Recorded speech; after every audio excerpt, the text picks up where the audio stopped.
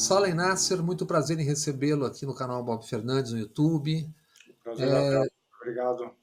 Sei que você é professor da Fundação Getúlio Vargas, sei por vários motivos, e também porque você escrevia, por um bom tempo, escreveu na Terra Magazine, a revista eletrônica que eu dirigia para o portal Terra Época, mas eu gostaria que você se apresentasse.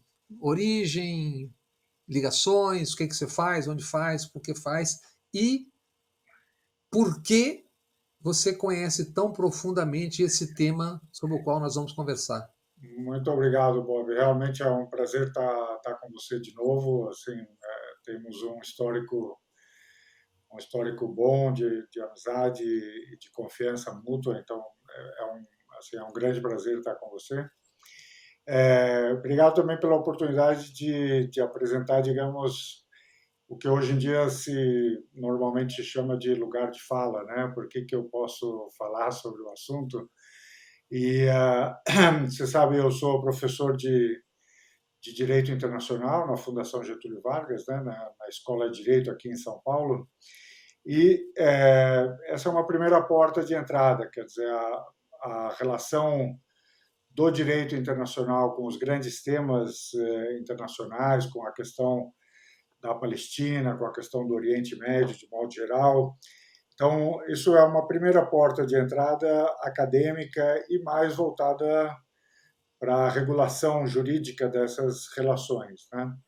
Mas há um aspecto pessoal que talvez até seja mais forte, que é assim, o fato de eu ser de origem libanesa, né? Eu sou brasileiro, mas brasileiro de primeira geração, né? Filho de libaneses imigrados do Líbano, e de uma região do Líbano que é o Bekaa, mas ela é muito próxima do sul do Líbano, e, portanto, uma região que é muito ligada, digamos, à história do conflito árabe-israelense, se você quiser, porque é uma região que foi por muitos anos ocupada por Israel. Então, por exemplo, a cidade em que eu morei na infância, no Líbano, é uma cidade que depois que eu voltei para o Brasil ficou 20 anos ocupada pelas forças israelenses, né?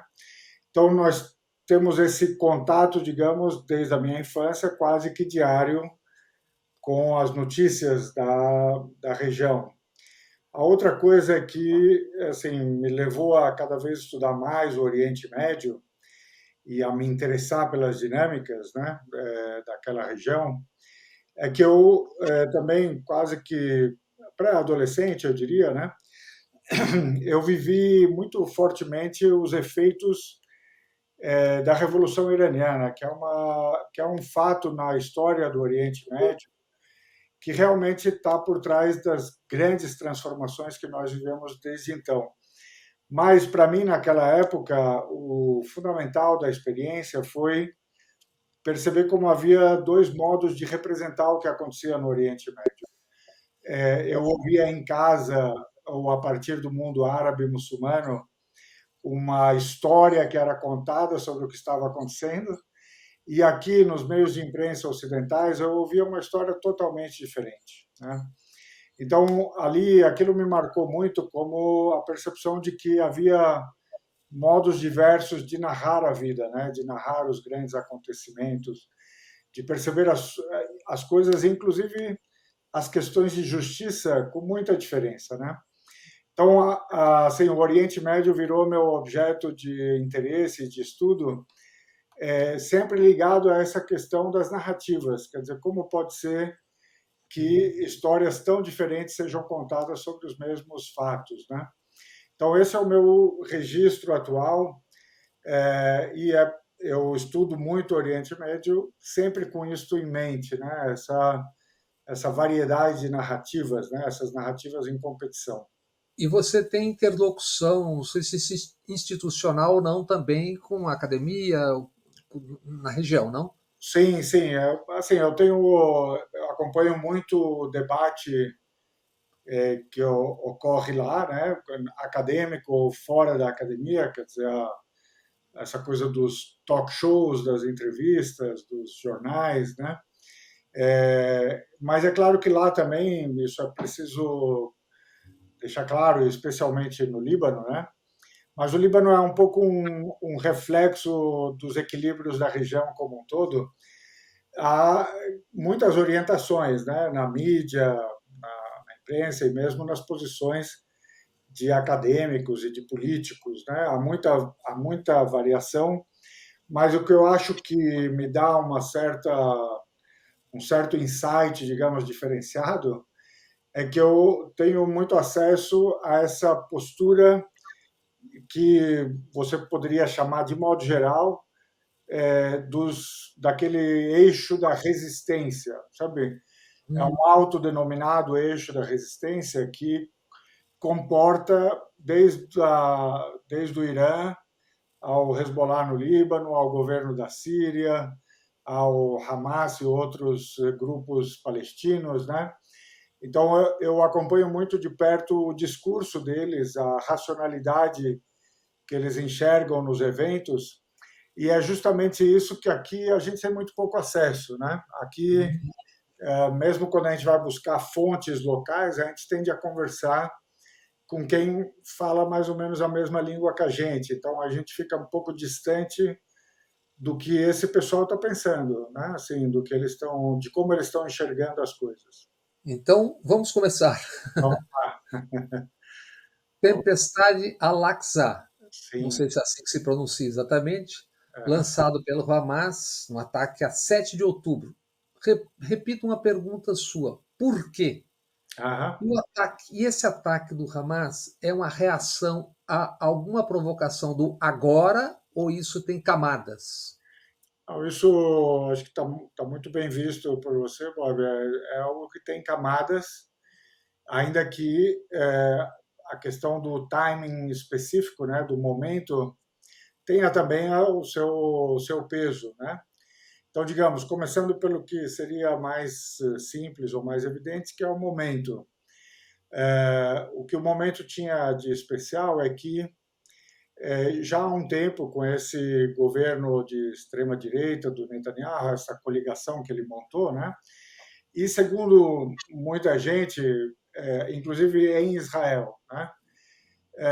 Não é propriamente o Netanyahu que governa. Hoje quem governa são pessoas muito mais à direita e que têm o Netanyahu quase que como refém deles, porque ele precisa deles para se safar, digamos, dos problemas judiciais que ele tem. Investigaram por corrupção, né? Eles é que teriam, digamos, a pauta política israelense na mão. E entre eles está o pessoal que, digamos, pertence, né, ao movimento dos colonizadores, né, dos colonos israelenses, que hoje virou um movimento muito forte e que tem uma tendência a querer colonizar cada vez mais, expulsar cada vez mais palestinos e, sobretudo, afirmar uma titularidade sobre a esplanada das mesquitas, que, do ponto de vista, digamos, judaico ou israelense, é também o lugar do templo, sabe, o templo que teria sido destruído pelos romanos no ano 70, né? Então, que ali seria o monte do templo e ali deveria, então, ser reconstruído o templo. Há uma disputa, portanto, política e religiosa sobre aquele local sagrado.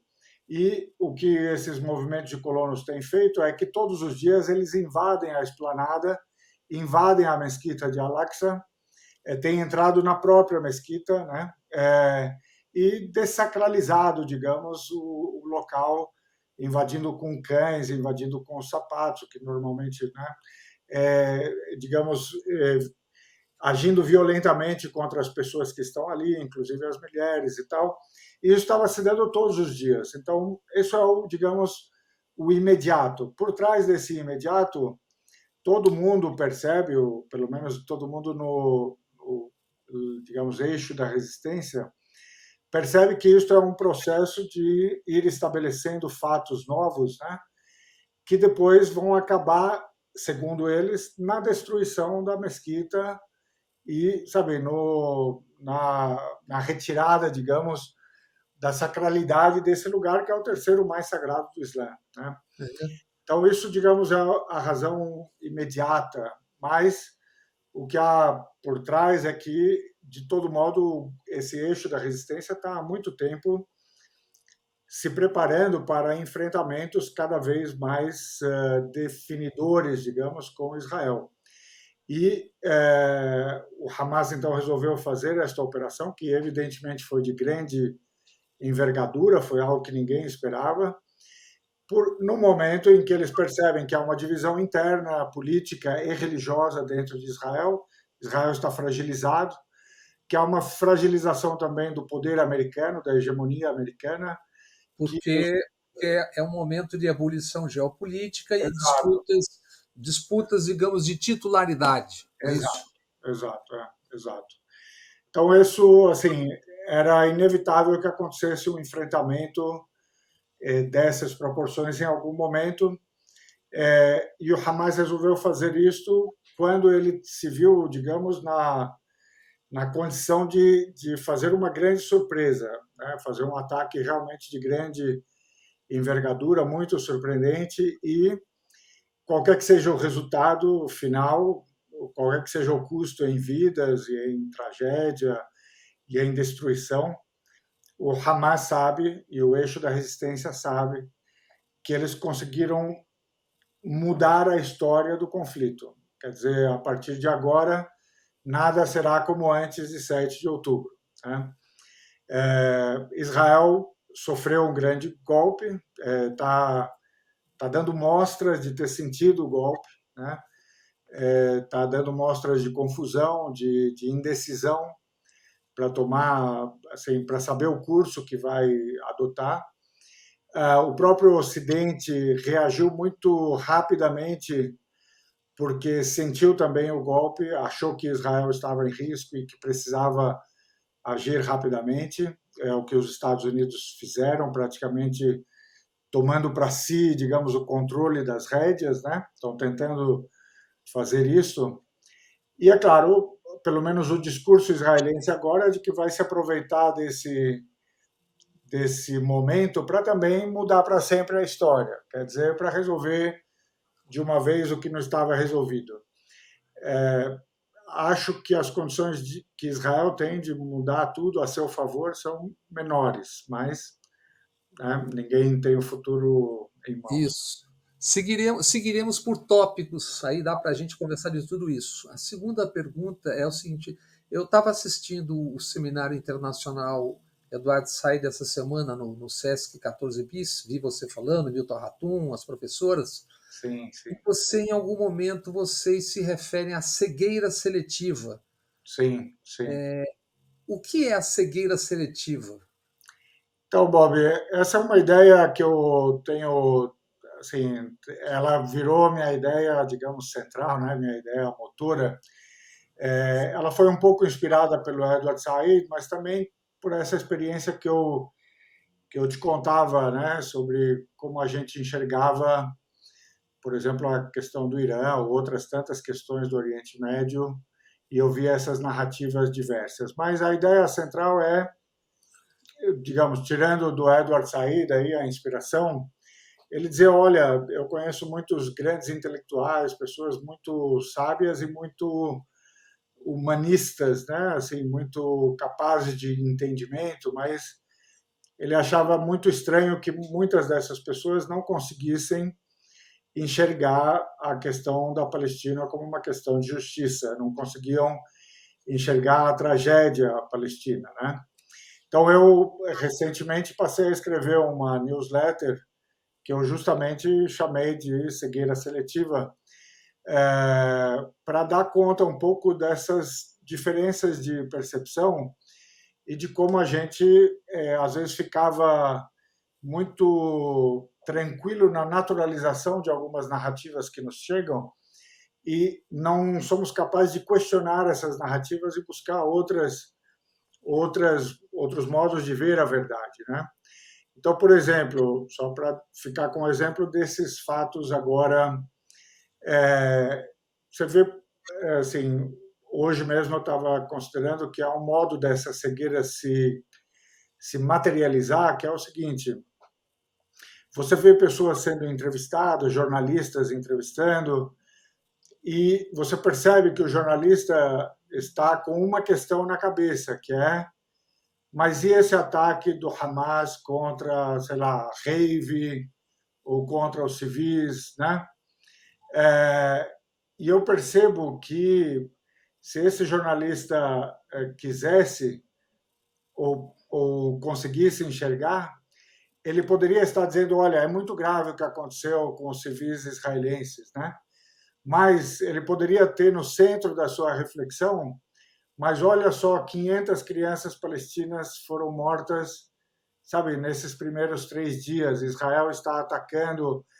Então você pode escolher um foco, na verdade, sabe? Você pode escolher como foco as crianças palestinas, ou então o fato de que Israel cortou água, comida, energia de 2,5 milhões de pessoas, sabe? Isso é Uhum. absolutamente criminoso, qualquer que seja o crime contra o qual você está reagindo. Isso é, sabe, inquestionavelmente criminoso, porque é desproporcional, porque é um castigo à população civil e etc.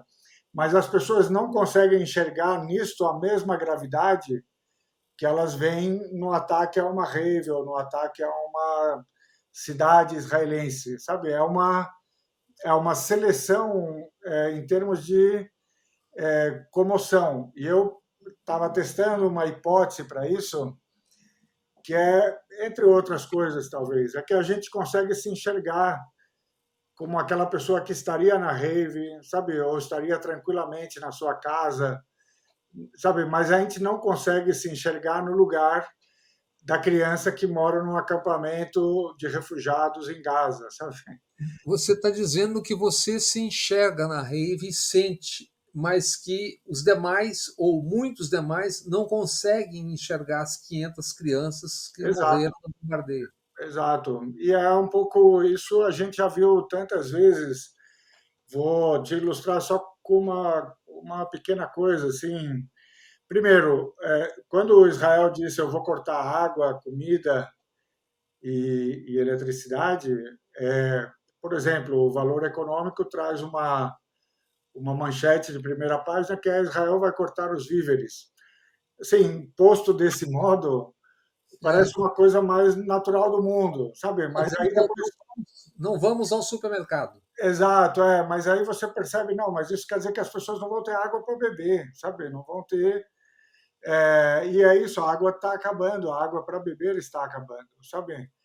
Então, a gente pode colocar isso com uma naturalidade tal, e aí depois alguma outra coisa que nos atinge a nós, ou que atinge alguém que a gente acha que é parecido conosco, nos parece extremamente grave, né?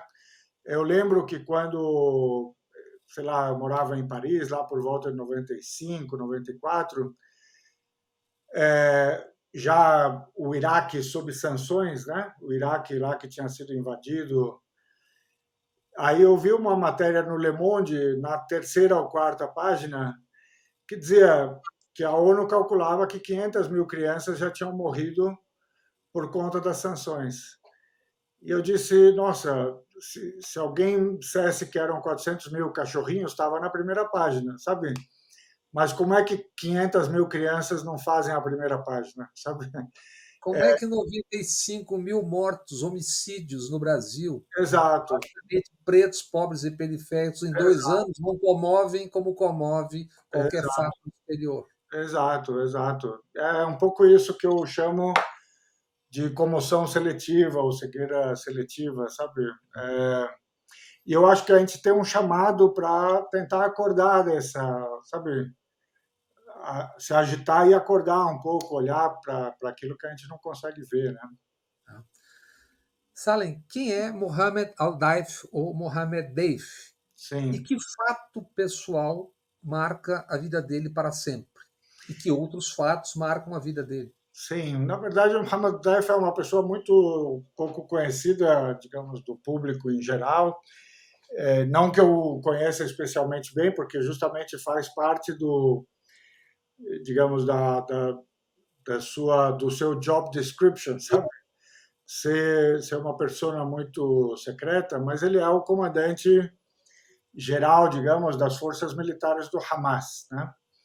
É, e ele, é, entre outras coisas, ele já teria sofrido pelo menos 20 atentados contra a sua vida por parte de Israel. Inclusive, um dos apelidos dele parece que é o gato de 9 vidas, não é isso? Exato, é. Dizem que ele teria sofrido umas 20 tentativas já, e numa dessas, em 2014, que foi um momento em que houve também uma outra guerra em Gaza, como essa, parecida com esta agora, mas essa daqui é a mais intensa da história, tá? Mas a de 2014 foi muito forte também. E ali mataram a mulher dele e 2 filhos, uma filha de 3 anos e um bebê tinha uns 7 meses. Por que isso é significativo, né? E ele mesmo dizem que talvez não tenha um braço, talvez seja cego de um olho, como consequência de todos esses ataques. O que eu acho que é significativo ali, que a gente não consegue perceber digamos, na racionalidade que mobiliza esses grupos, é o sentido do sacrifício, sabe? Na sociedade palestina, assim, pelo menos um quinto da população palestina já passou pelas prisões israelenses, tá? É um número absolutamente fenomenal de gente que já passou pelas prisões israelenses. Então, por exemplo, praticamente não há família palestina que não tenha ou algum morto, que eles chamam de mártires, né, no caminho, digamos, da resistência, ou que tenha, no passado ou agora, algum membro da família que está preso. Tá? E muitos desses presos são os chamados presos administrativos, ou seja, aqueles contra quem não há qualquer acusação, e há muitos que são crianças. O número que eu vi ontem era de pelo menos 300 crianças ou mais presas e outras tantas mulheres, né? Então, assim, todo mundo na sociedade palestina é marcado pela tragédia e por esse senso de sacrifício, de que é preciso continuar lutando apesar dessas perdas enormes, né? Então, há uma força, digamos, de resistência, de aguentar, né, o sofrimento e a perda, que são extraordinários, né, extraordinários. Mas, no caso de pessoal de Gaza, o sofrimento que eles têm no dia a dia, pelo menos 17 anos, esse bloqueio total que eles sofrem ali, é quase que, assim, você se vê numa escolha entre lutar para tentar sair dessa prisão e morrer se for o caso, ou então ficar, sabe, sofrendo uma O que vida. você chama de apartheid. Exato. E o apartheid até, assim, em relação a Gaza, é mais do que um apartheid, porque é realmente uma prisão quase que absoluta, né? Mas o apartheid é somente apartheid, digamos, nos territórios ocupados na Cisjordânia, onde realmente você tem um sistema de segregação, né, entre a população palestina e a população judia, né? Mas assim a humilhação diária, tanto na Cisjordânia quanto em Gaza, mas em Gaza com mais gravidade, né? É muito grande. Então realmente a pessoa se vê na opção entre viver nessa humilhação permanente, com o trauma psíquico que isso traz para todos eles, ou tentar lutar para escapar disso, né? No dia 7 de outubro, o comandante Al-Daif fez um discurso de 10 minutos. E Sim, ali tem, eu não sei se a expressão correta é justificação, mas um motivo central que sim, você já citou no começo de passagem, Então eu diria que o nome da operação se chamar Tempestade Al-Aqsa não é um acaso. Não, em absoluto. A questão central é É, esse que você citou, que é questão central, uma delas é, o lugar sagrado em disputa. sim, E há uma outra coisa a qual você se refere, e que é a chamada luta contra o tempo. sim, sim, sim, O que é a luta contra o tempo? Embora você esteja discorrendo sobre isso ao longo da conversa agora, sim, sim. em palavras concretas, o que é a luta contra o tempo? Então, assim, só para firmar um pouco a ideia inicial, né, do nome da operação e por que a Laxa, né? E eu, assim, aqui a tradução do nome para o português, ela fica um pouco complicada, né? Porque a tradução seria ou dilúvio ou enchente, sabe? Então, em inglês, o pessoal tem traduzido como Al-Aqsa Flood, né? Que fica um pouco entre os dois. Mas para nós, em português, enchente ficaria meio estranho, né? Então, por isso eu optei por tempestade. Mas a ideia, ontem alguém diz, olha, o nome não é acidental, a enchente é algo em que a água entra e começa a subir, sabe? Então, Certamente. é que havia algo ainda de gradual e que essa operação não acabou e que ainda outras coisas virão. Então, essa é uma ideia importante do nome. Mas eu também referiria a uma outra coisa, que em 2021, em maio, né, de 2021, houve uma outra operação que o Hamas lançou a partir de Gaza, que foram ataques com foguetes e tal, que eles chamaram de a espada de Al-Quds. Al-Quds é o nome árabe para Jerusalém, mas Al-Quds também é o sagrado. Quer dizer, a palavra Jerusalém em árabe tem a mesma raiz de sagrado, sabe? Então é como se em árabe ela já se chamasse a cidade sagrada, né? E por que eles lançaram a operação com esse nome na época? Porque algumas famílias de um bairro de Jerusalém famílias palestinas, estavam sendo expulsas do bairro num processo que é basicamente de limpeza étnica ou troca de população, em que você expulsa os palestinos e instala colonizadores judeus, né? Então, como esse movimento estava ganhando muita publicidade e as famílias estavam sendo expulsas de fato, eles lançaram aquela operação em apoio à cidade de Jerusalém e ao seu lugar sagrado, digamos, no mundo árabe e muçulmano.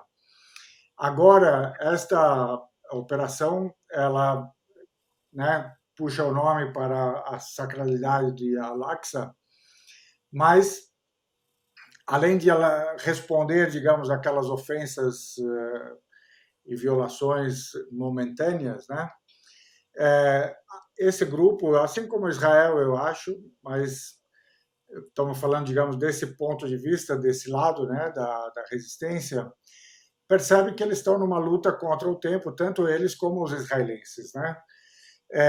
Considerando tanto uns quanto outros que a solução dos dois estados morreu, sabe? Então que na verdade nem os israelenses nunca quiseram essa solução, digamos os palestinos da OLP, do Fatah, da Autoridade Nacional Palestina acreditaram nisso e depois se viram, né, traídos e decepcionados porque os americanos traíram, os israelenses traíram, e eles perceberam que, opa, não, acho que talvez não vá acontecer isso, né?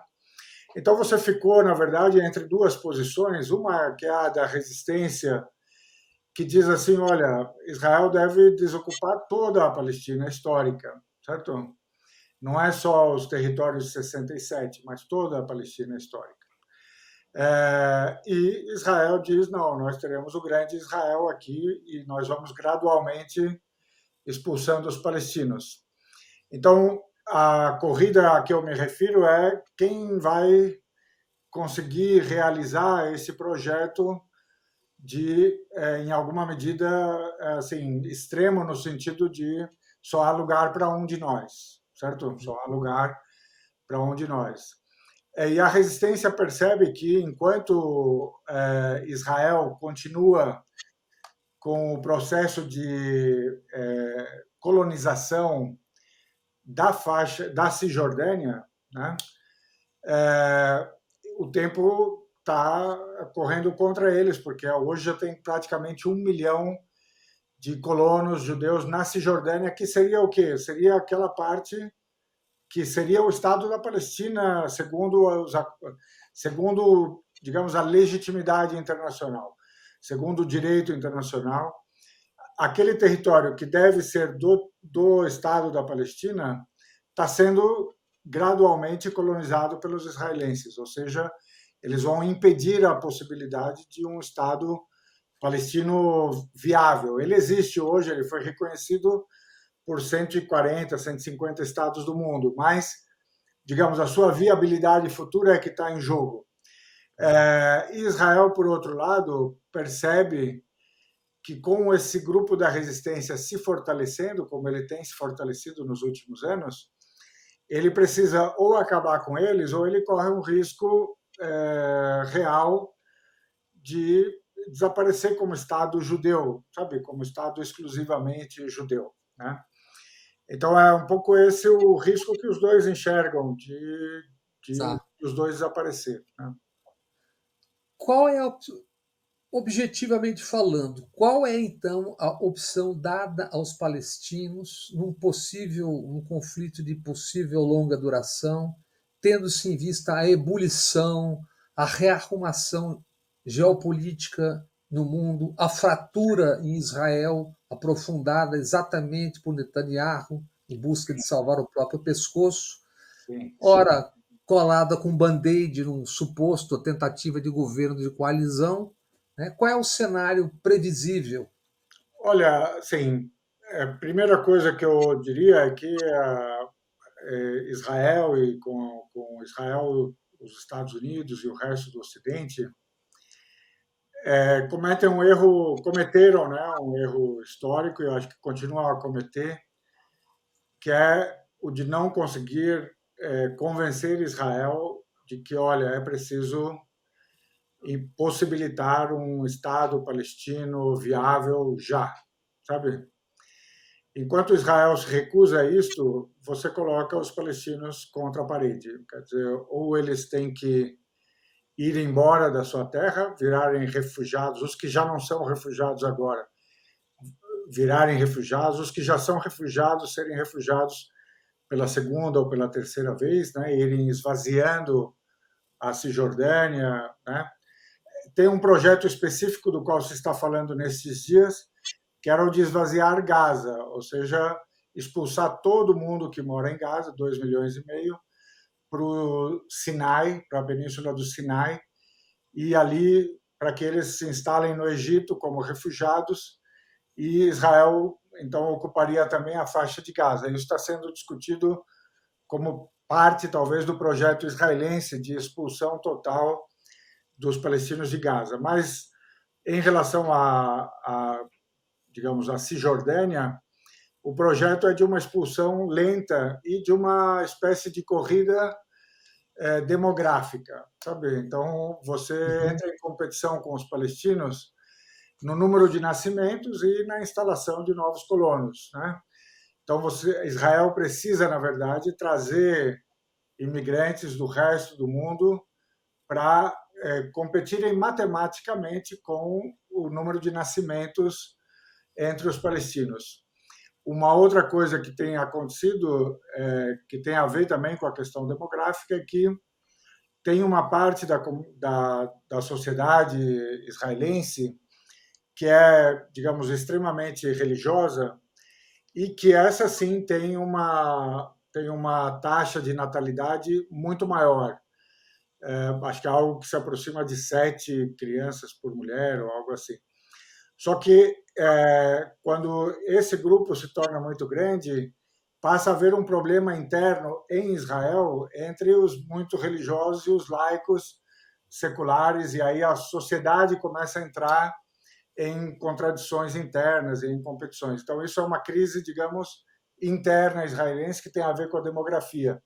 Porque Mas, não, porque parece que não servem o serviço militar, exato, tem recebem subvenções do governo, né, porque muitos também não trabalham, porque consideram que a função, na verdade, é estudar a Bíblia, né?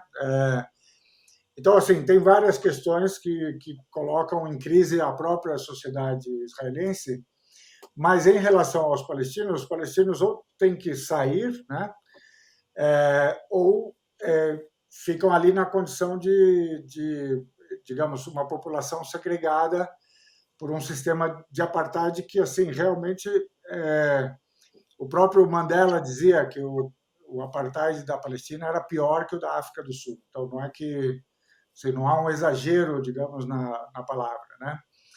Essa é a opção que eles têm, ou então eles têm a opção de resistir e continuar a lutar. Primeiro elemento da resistência, só para não ficarmos só com a questão militar, é a permanência. Quer dizer, os palestinos realmente deve-se tirar o chapéu para eles, porque eles conseguiram manter muito firme essa identidade nacional ao longo de 75 anos, e eles realmente permanecem, né, na identidade, na existência, na coesão relativa como povo.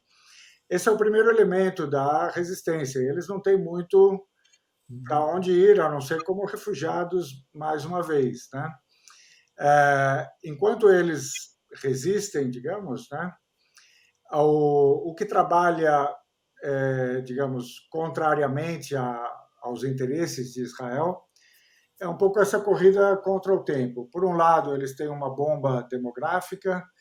Se eles não conseguem expulsar os palestinos a tempo, em algum momento eles vão ter mais palestinos do que judeus, e aí você tem uma sociedade de apartheid em que a maioria, né, está segregada, e aí a história normalmente não vai perdoar isso, né? Então, aquele ideal de um Estado judeu deixa de existir por conta da própria história. Quer dizer, em algum momento a maioria vai se insurgir contra isso, né? Então tem uma corrida contra o apartheid, digamos, né, instalado, e tem uma outra corrida que é quanto mais inseguro Israel se sente, menos ele consegue atrair novos imigrantes, né? E mais gente de Israel tende a sair de Israel. Israel tem um problema que, segundo os números que eu vi, 65% da população de Israel tem dois passaportes, tem duas nacionalidades. Ou seja, tem um lugar para ir, sabe? Tem um outro país para ir. Então, se você se sente inseguro, se você sente que o país... Muita gente sai não por causa da segurança, mas sai porque começa a sentir um clima político muito extremo, e ele diz, não, mas eu não quero morar numa sociedade assim, e faz as malas e vai embora, né? Então, Israel tem alguns desafios dessa ordem. É nesse sentido que se fala numa possibilidade do desfazimento do Estado de Israel, é que, sabe, as pessoas vão embora, não querem mais vir morar lá, e isso não é não é só uma projeção de quem está de fora, os próprios israelenses fazem esse tipo de análise, né, do futuro. E teve uma outra projeção, digamos assim, do Eduardo Said, que essa semana passada foi Sim, objeto do seminário, que ele era radicalmente contra o Acordo de Oslo. E se eu bem entendi a razão, ele dizia o seguinte: é que os segregados se veriam ser obrigados a se tornar responsáveis pela segurança sim. de Israel, porque ou contenham seus radicais ou então vamos à guerra. É isso, mais ou Exato. menos? Na verdade, assim, a primeira reação do Edward Said foi justamente essa, porque ela tinha a ver justamente com a questão da narrativa. Ele diz: os palestinos são as verdadeiras vítimas desse Estado de Israel, né? Eles estão sendo deslocados, foram expulsos por duas vezes, né? Na guerra de 48, na guerra de 67. Hoje há 5 milhões de refugiados pelo mundo, né? Então ele diz, nós somos as vítimas. Então ele diz, em Oslo, a gente, em troca, né, de uma autoridade nacional, em troca da promessa de um Estado, a gente prometeu deixar de se insurgir contra o nosso status de vítima e aceitou a responsabilidade, inclusive, de garantir a segurança de Israel. Então, quando você promete isso nos acordos, basicamente você dá a Israel o que ela precisa como desculpa. A qualquer momento em que acontece um ataque ou acontece, você diz, os israelenses poderiam dizer: olha aí, os palestinos não estão cumprindo a sua parte nos acordos, né? Não estão garantindo a nossa segurança, nós não temos um parceiro na paz, né? Isso era. Agora, depois, o Edward Said chega à conclusão de que não haveria espaço para dois estados, porque justamente ele vai a Israel e a Palestina e ele vê como na Cisjordânia, especialmente, assim, as populações estão ali, você tem um grande número de colonos israelenses. Então ele diz, olha, isso daqui vai acabar resultando num Estado único, com duas nacionalidades ou com duas nações, né? Os judeus e os palestinos. Agora, isso pode acontecer de um modo. Ele tinha esse sonho, né, de que seria um Estado laico, democrático, sabe, binacional. Se você me perguntar qual é a minha preferência, também é essa. Eu digo, ótimo, né? Um Estado em que cada pessoa é exatamente igual em direitos com qualquer outra pessoa, que seja judia, muçulmana, cristã e tal. Esse seria, digamos, o sonho. Mas um Estado único pode ser, pelo menos por um tempo, um pesadelo, porque ele pode ser justamente um estado de apartheid, né? De segregação, até que em algum momento haja uma revolta, né? E aí você vai para um sistema democrático, binacional, biétnico, né? O que for.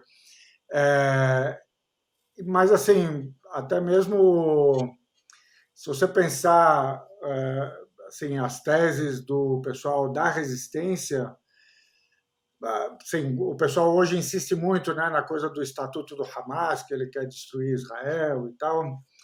Mas, assim, se você pensar com menos fervor, né, qual é a proposta, por exemplo, de um país como o Irã, né? O Irã, quando ele diz, olha, nós somos contra o Estado de Israel, ele está dizendo que nós somos contra o Estado, entre aspas, judeu, não por ele ser judeu, mas porque ele exclui o não judeu, né? Ele exclui o palestino, que é o dono da terra, que é o habitante original e tal.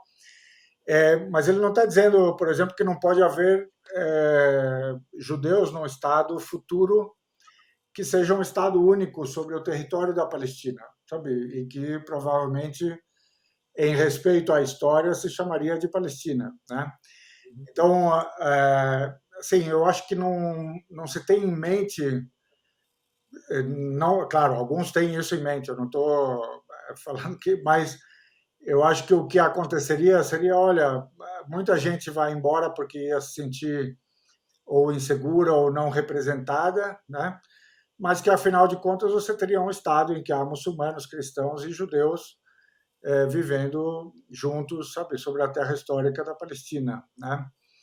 Agora, se isso vai passar por uma tragédia antes ou não, aí é uma coisa que a história vai nos dizer, né? Tá? Uma penúltima pergunta, né? Qual a lição ou as lições desse último sangrentíssimo capítulo que nós estamos vendo e vivendo agora na região? Sim. Olha, tem uma coisa que faz parte, digamos, desse quadro que eu pintava, que é impressionante, que é o da resistência, ou resiliência, sabe, dos palestinos, né? Porque eles realmente estão aguentando, assim, hoje é um massacre, né, o que está acontecendo, e eles aguentam realmente, é algo fenomenal, sabe? Porque eles já aguentaram isso tantas vezes, sabe, esses bombardeios, Então isso é uma primeira lição, é que é preciso respeitar a capacidade deles de resistirem enquanto povo. Não tô falando da resistência armada, sabe? Estou falando do. A outra coisa aí nós passamos, digamos, para o registro mais estratégico ou geoestratégico do balanço de forças. O ataque do dia 7 ele demonstrou uma coisa que o pessoal do eixo da resistência vem aprendendo e vem afirmando, é que a frente interna israelense é frágil, sabe? Quer dizer, que eles primeiro avançaram na guerra, digamos, na sua capacidade de fazer a guerra contra Israel. O primeiro momento foi, digamos, marcado por 2002. Eu estou falando esquematicamente, há outros momentos, mas por que 2002? Porque 2002 Israel se viu obrigado a sair do sul do Líbano sem nenhuma contrapartida. Saiu porque não aguentava mais a resistência do Hezbollah, atacando as suas instalações, seus quartéis, seus soldados, né? Então eles saíram, eles perceberam, opa, nós não conseguimos mais manter o domínio sobre uma sociedade em que há uma resistência ativa. Em 2006, teve um segundo momento muito forte, que foi a guerra de julho, agosto de 2006, entre o Hezbollah e Israel, em que Israel pretendia acabar com o Hezbollah, e aí eles perceberam que eles não conseguiam entrar em território libanês, porque a resistência estava pronta para recebê-los, né? E isso os palestinos depois demonstraram em 2008, 2009, em 2012, em 2014, sabe? É uma progressão, né?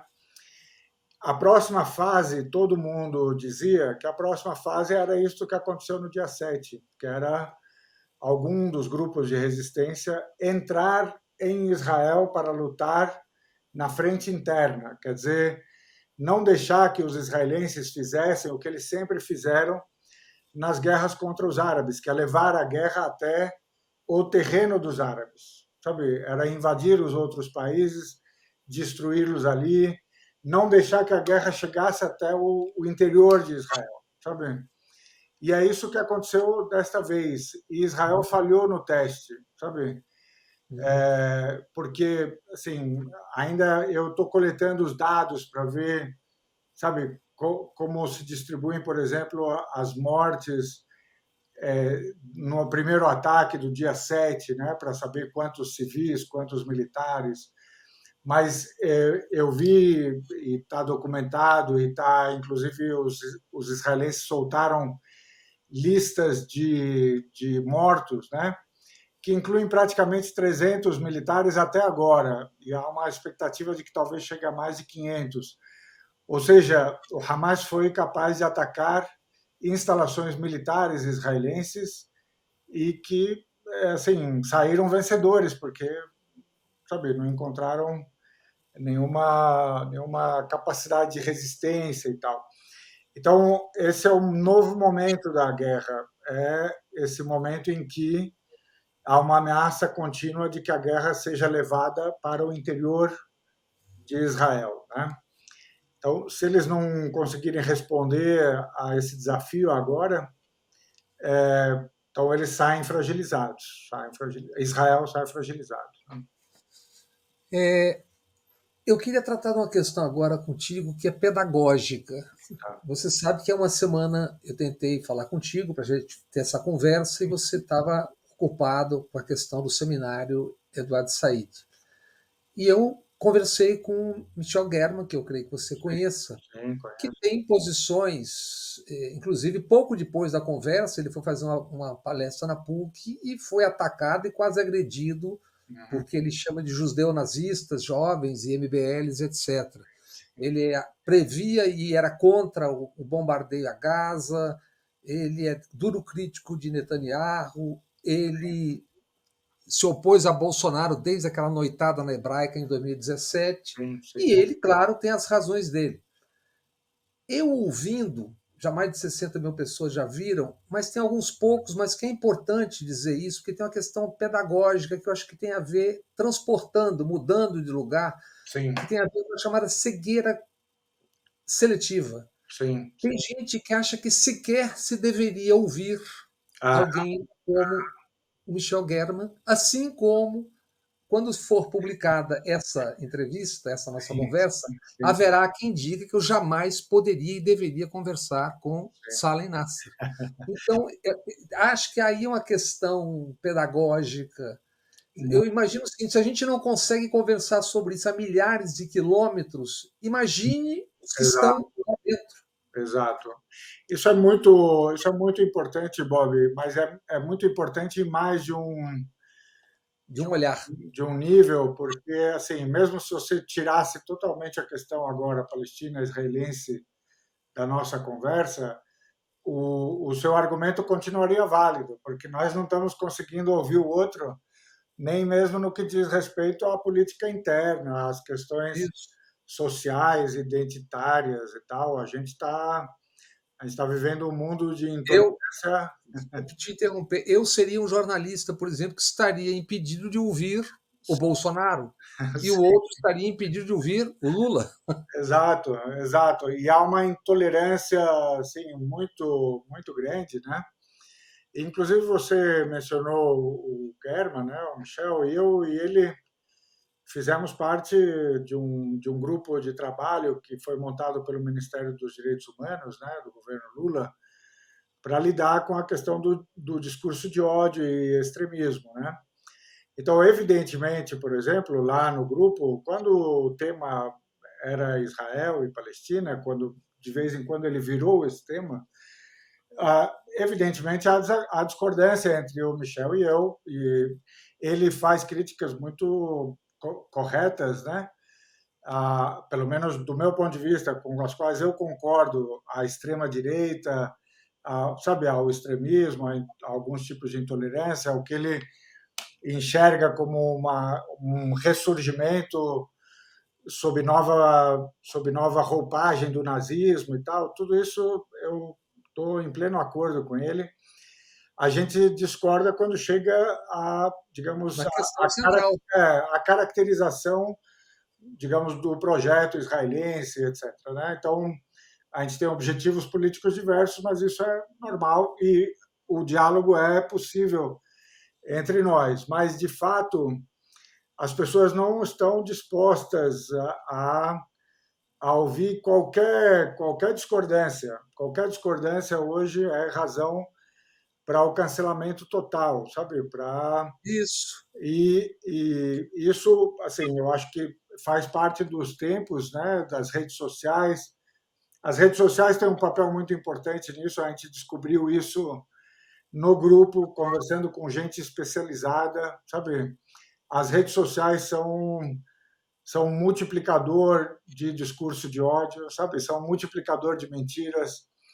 E aí elas são também algo que permite muito a intolerância, porque você encontra conforto naqueles que pensam como você. Viés de confirmação. Exato. E aí qualquer discordância é razão para. Então, eu tenho vivido isso. Sim, por exemplo, eu publiquei há poucos dias um artigo na Folha e a reação tem sido assim, apesar de que eu, sabe, não penso ter atacado ninguém, mas as pessoas realmente não têm tolerância para essa discordância e, portanto, assim, as acusações de antissemitismo, a pressão para que o meu empregador, que é a Fundação Getúlio Vargas, me, me deixe ir, entendeu? São muito fortes, e aí você percebe que, por um lado, assim, não tem a menor razão para isso, porque é simplesmente ir lá e apresentar o argumento contrário. Né? Vivemos uma sociedade livre em que as pessoas Isso. poderiam. Mas também eu acho que tem um aspecto especificamente desse caso aqui, viu, Bob? Uhum. Eu acho que nesse caso a intolerância, digamos, com quem, sei lá, é visto como pró-Palestina ou é, assim, digamos, alguém que aponta para as injustiças contra o povo palestino, nesse momento a gente, né, vai sofrer pressão especial por duas razões. Uma é assim o grande choque que é percebido no ataque do Hamas aquele primeiro ataque do dia 7, e que nos foi apresentado quase que como um equivalente do 11 de setembro, porque, sabe, atacou. Por isso que eu quero muito buscar os dados para saber quantas Uhum. crianças, quantos civis, sabe, para saber exatamente qual é a dimensão disto, mas até esse momento nós estamos vivendo uma representação que sim, foi um ataque basicamente contra civis, um massacre e tal. Isso, né? Então marca muito como foi a reação ao 11 de setembro. E a outra, eu acho, que é o susto que Israel vive, porque ela sentiu a fragilidade. E aí quem sustenta Israel também reage em vista dessa fragilidade, reage mais violentamente porque se Uhum. sentiu especialmente frágil, sabe? Uhum. Então, e por um tempo vai ser assim, porque o Ocidente também vai nessa onda, até que você tenha tantos mortos palestinos que alguém começa a dizer, opa, precisamos É. precisar um pouco melhor, né? Para encerrar, eu diria que toda a ebulição, eu diria lhe perguntando, toda a ebulição e rearrumação geopolítica do mundo entrou nessa sala de guerra. Totalmente, totalmente, totalmente, porque assim, a hegemonia americana, né, quer dizer, no sentido de que os Estados Unidos eram os donos das regras, sabe? Assim, eles eram os donos da bola, das regras do jogo, né? Isso está sendo desafiado há um tempo e a guerra na Ucrânia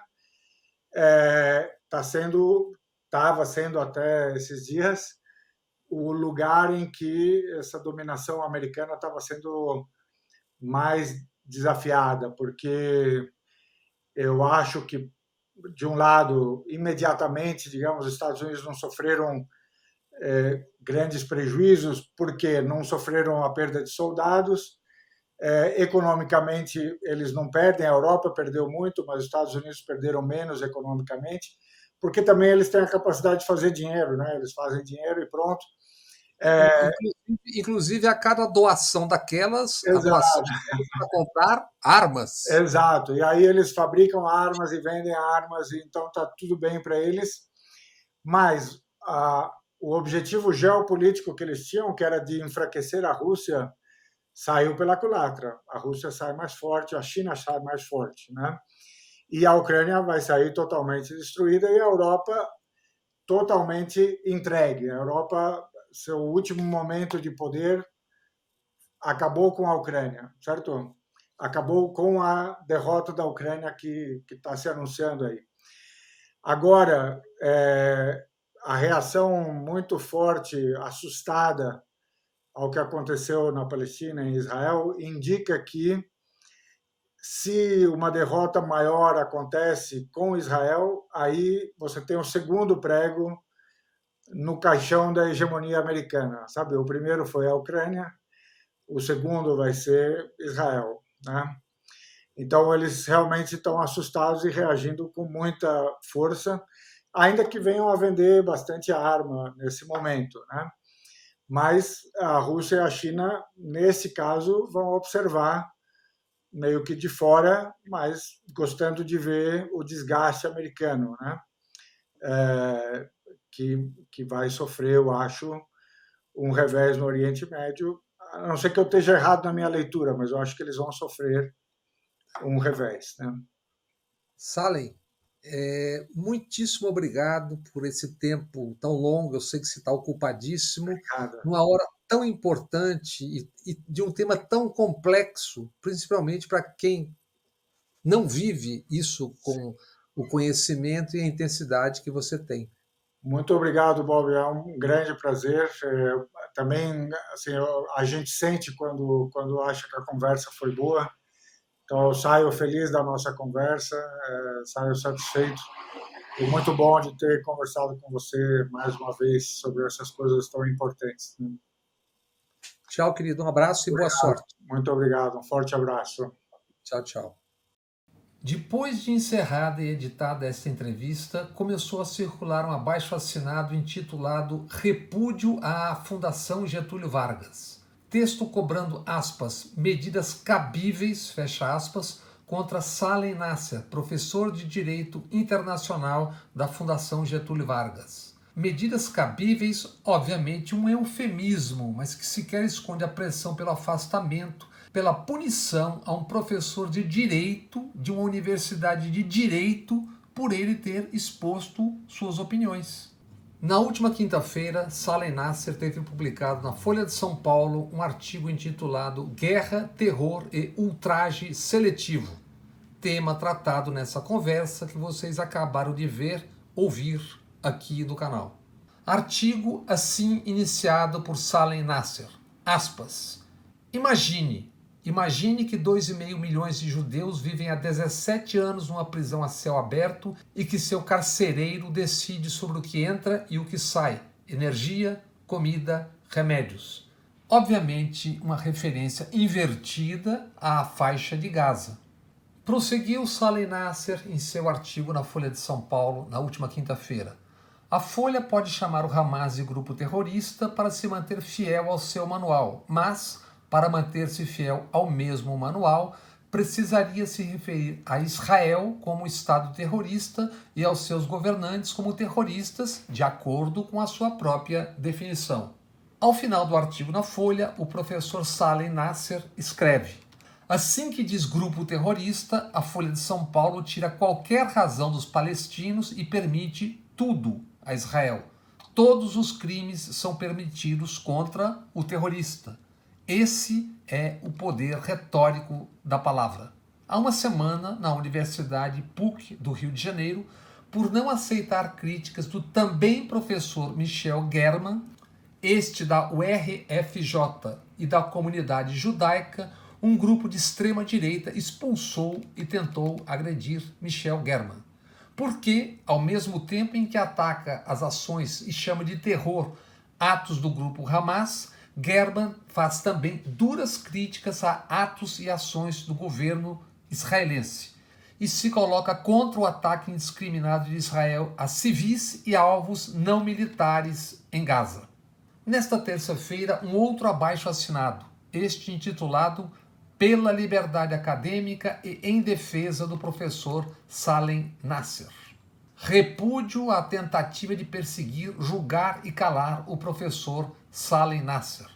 No texto, referências ao artigo publicado por Nasser na Folha.